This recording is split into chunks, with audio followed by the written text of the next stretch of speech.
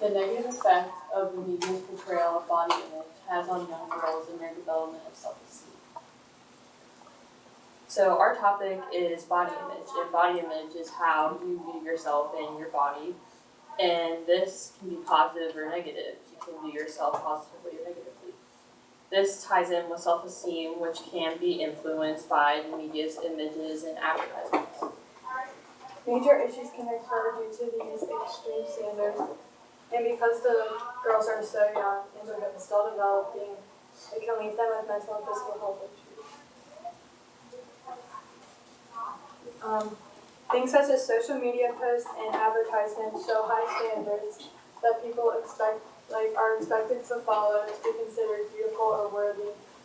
And because of this, today's society puts so much pressure on themselves to look and act a certain way. Also, people who do not necessarily consider themselves worthy or beautiful and do not have the ideal body can feel self-conscious, and this can lead to health problems such as depression, anorexia, and more. So I had futuristic perspective, and these are some articles that I read. The first one is more about how, as time goes on, the expectations that are shown to young girls, they've just become less reachable, which can lead to lower self-esteem by having young girls compare themselves to models and people who are shown publicly and glorified.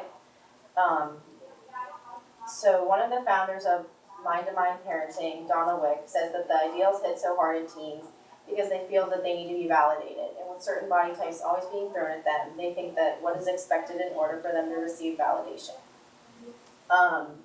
So basically, she's saying that younger people do feel it more than if an adult were to always be on social media and be comparing themselves to other people.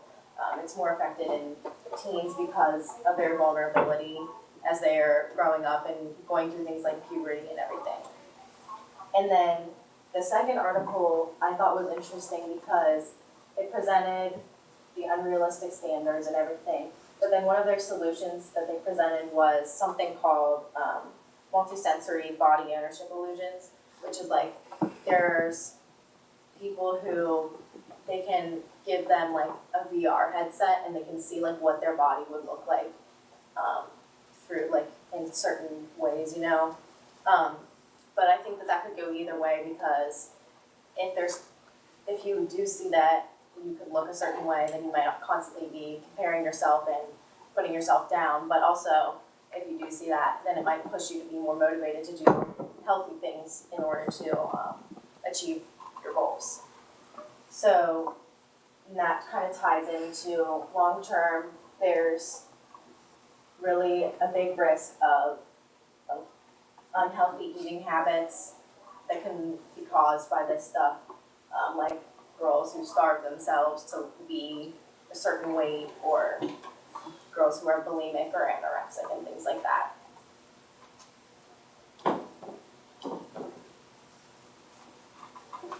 Beauty commercials have a major effect on the mental and physical health of adolescent girls.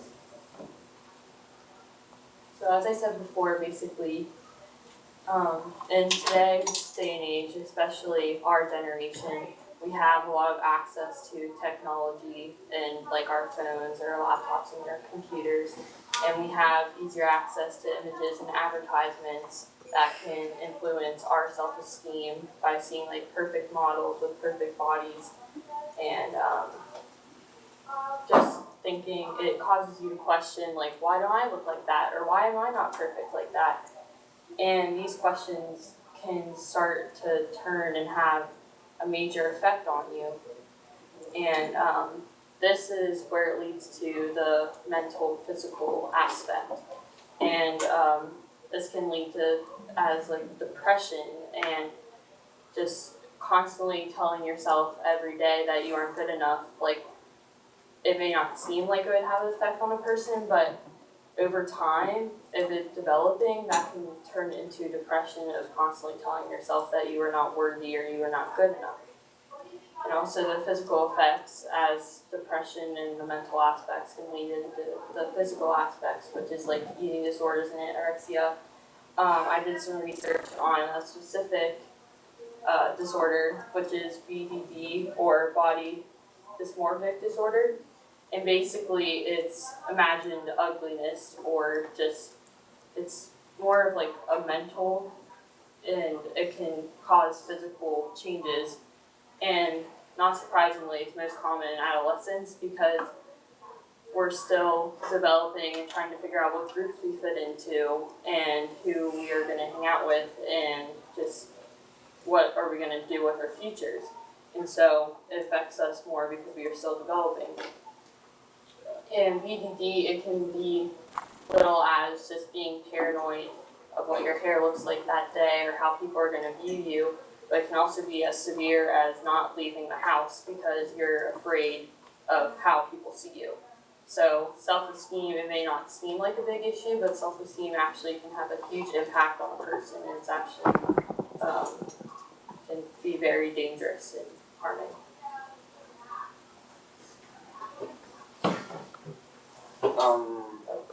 So I put up this graph here. It's kind of showing like the cycle between self-esteem, mental health, and body image.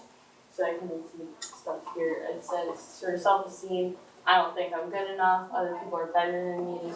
And this cycles to mental health, which is nothing ever works out, or I can't handle this problem, I must be a failure. And this can cycle to body image. I don't like the way I look, and I wish I looked more like these other people. And these all cycle through and can cause the mental and physical damages.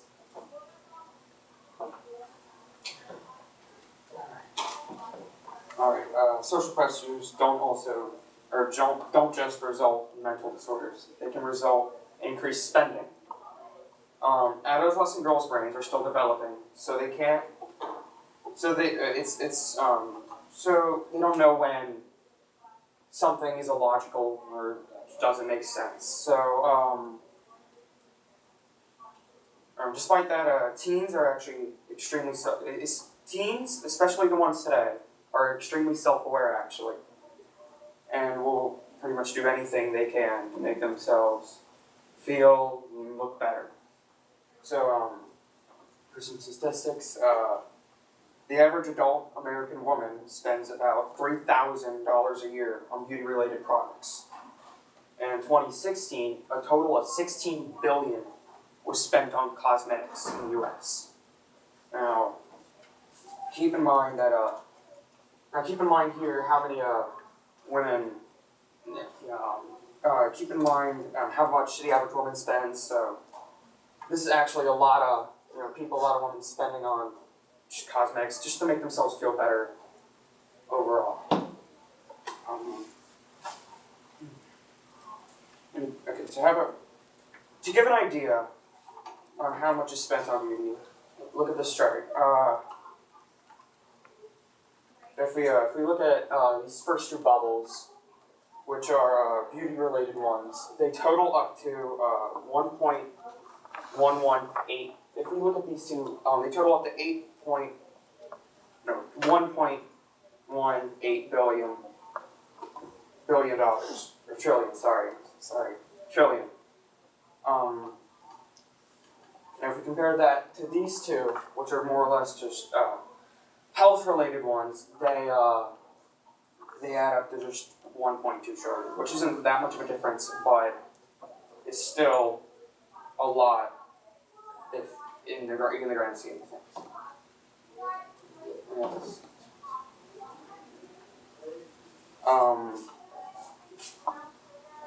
Okay.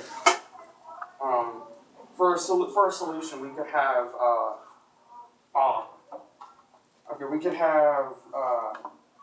companies show off all kinds of people with, or show off all kinds of people with all kinds of body types, height, weight, race, anything.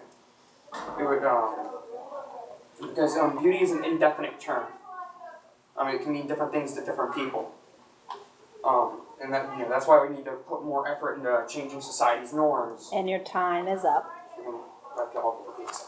Okay, so I'm going to start with you, Kate.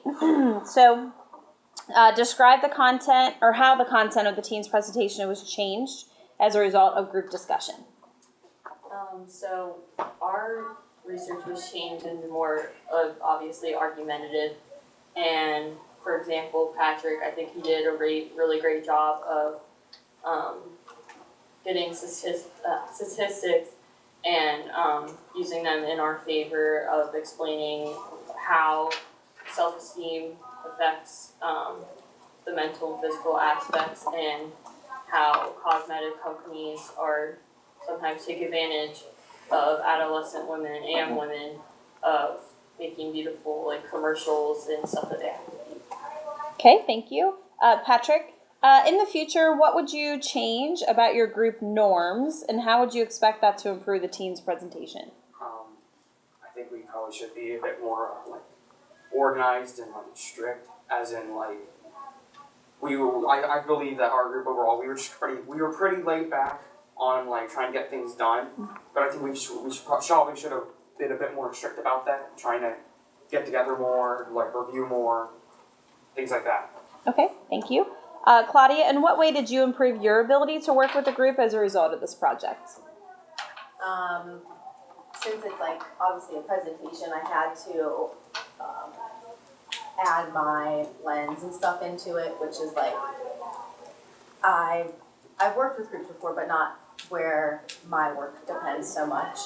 So just knowing that it was like a group, it depends on the combination of everything. It just helped me focus more on, getting things done and doing a good job of what I was doing. Okay, and then finally, Maria, what was the strongest counter-argument to the solution or conclusion that your team identified, and why? As Claudia said, like with the 3D goggle things, we can like see ourselves in different ways, and it can like help with like seeing ourselves in this way. We can like work harder toward like becoming healthy and like eating healthy and like accepting ourselves. We can counter argument. Okay, thank you.